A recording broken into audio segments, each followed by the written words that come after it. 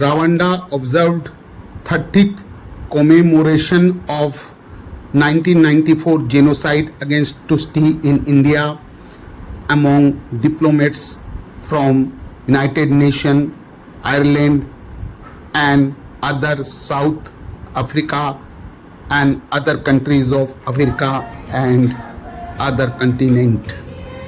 Here different programs were organized. Here High Commissioner of Rwanda, High Commissioner of Ireland and Indian Additional Secretary as well as United Nations representative in India, Mr. Shombi Sar spoke and addressed the gathering.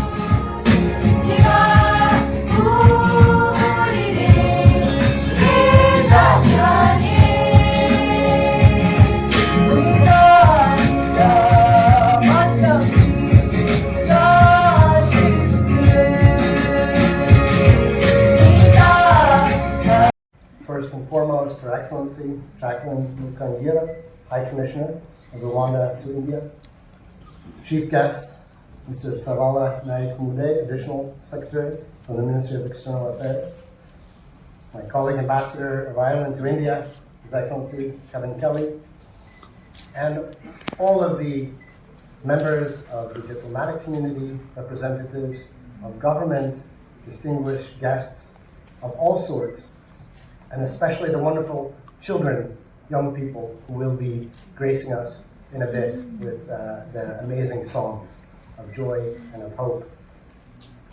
As we gather to commemorate the 30th anniversary of the 1994 genocide against the Tutsi in Rwanda, it is absolutely imperative that we embrace the theme, remember, unite, renew. Remembering this dark chapter in human history is both an act of honoring the victims and a solemn reminder of our collective responsibility to prevent such atrocities from ever happening again and to embrace the courage of the survivors. We must acknowledge in this course the shortcomings and the failures of the international community, including the United Nations, during that period, and learn from the lessons of that tragic experience and build forward to a brighter future. In 2005, the UN established a dedicated outreach program to help education, to help build remembrance, precisely with the aim to prevent future acts of genocide. This year has brought a big significance with the famous illumination on 7th April 2024 of the Indian Toll Monument, the Qutb Minar, with the colors of my country. This is a symbol of global unity and solidarity in commemoration of the 1994 genocide against the Tutsi in Rwanda. We are also glad that India has sent a high-level delegation to Kigali to attend the 30th commemoration of the 1994 genocide against the Tutsi, where over 5,000 people gathered, including a big number of current and former heads of state, as well as other senior government officials from various countries represented here this evening. May I also thank the United Nations in India for their valuable role to make this day of commemoration happen. Thank you so much, Excellency. Many thanks also to His Excellency, the UN Resident Coordinator in India, for your kind words about my country. I also thank you for reading out the UN Secretary General's message, which was also so strong. I wish to also thank His Excellency, the Ambassador of Ireland, for his strong message and support. Many thanks, Excellency, for being a good friend of Rwanda. Urakoze cyane. Kibuka, we all have gathered here to pay our respects to those who were killed in one of the most terrible genocides in recent history, which took place in April-July 1994. The genocide left a permanent scar on the lives of all those who survived and rendered thousands of children homeless and familyless, completely wiped out.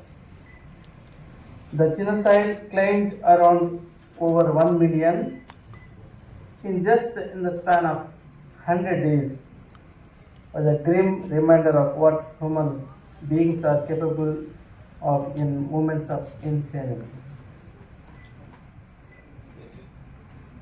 Against this background, Rwanda's response as a nation to this tragedy has been one of the restraint, reconciliation, and peace.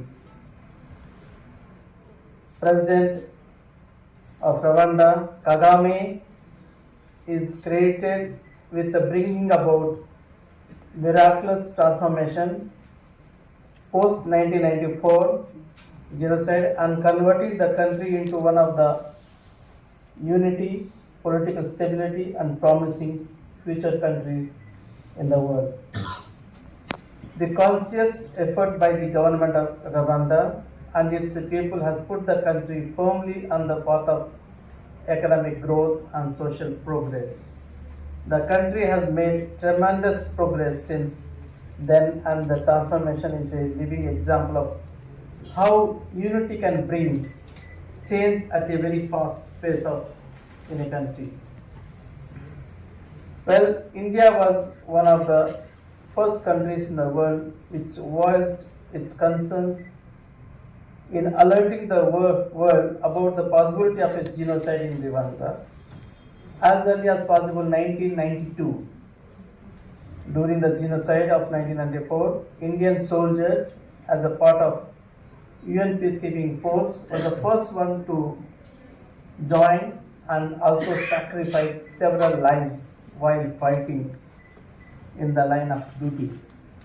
And there is a realization of this in entire Kigali even today.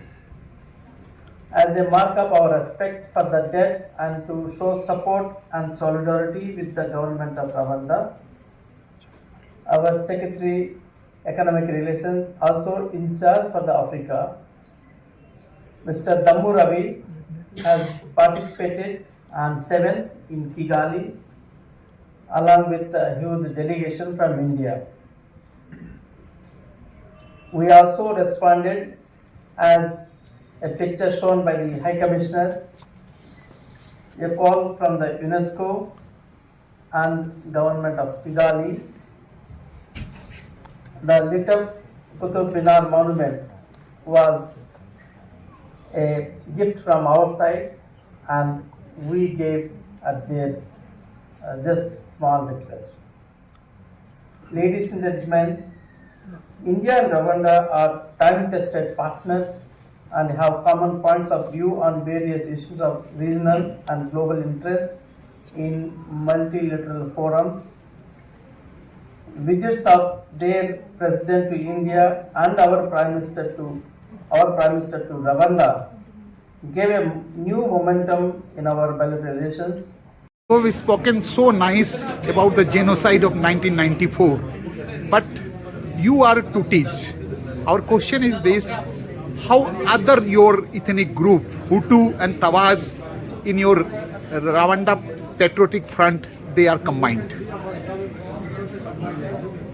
Thank you very much. First of all, allow me to let you know that today Rwandans identify themselves as the Rwandans. We no longer identify ourselves as the Hutus, Tutsi, and Twa. That time is over. We are Rwandans, and we are united we decided to think big and to be accountable. And I think we're on the right track. Rwanda is the safest country in Africa, and it's the second easiest place to do business in Africa with zero tolerance for corruption. You are very much pained, and it is natural. The tears were coming in your eyes still now. India is with you, but how this Habriamanga group, which attacked you people, they are still residing there. Now basically is your RPF government is there. Are you tolerating them, or have you got any kind of hate or other things in your mind? But you know, it's very normal to be emotional on a day like this, when we remember over 1 million Tutsis who have been killed by their neighbors. But let me remind you that, as I said in my speech, today Rwanda is a different country. It's a peaceful country. We are united. We live together in the same villages. All the three social groups, which used to be called Hutu, Twa, Tutsis, live together. And we still have intermarriages. We no longer have a divided nation. How many those groups are still in your government? Are they getting? No, listen to me. I told you that today we identify ourselves as Rwandans, not as Hutus, Twa, or Tutsi. Thank you, ma'am.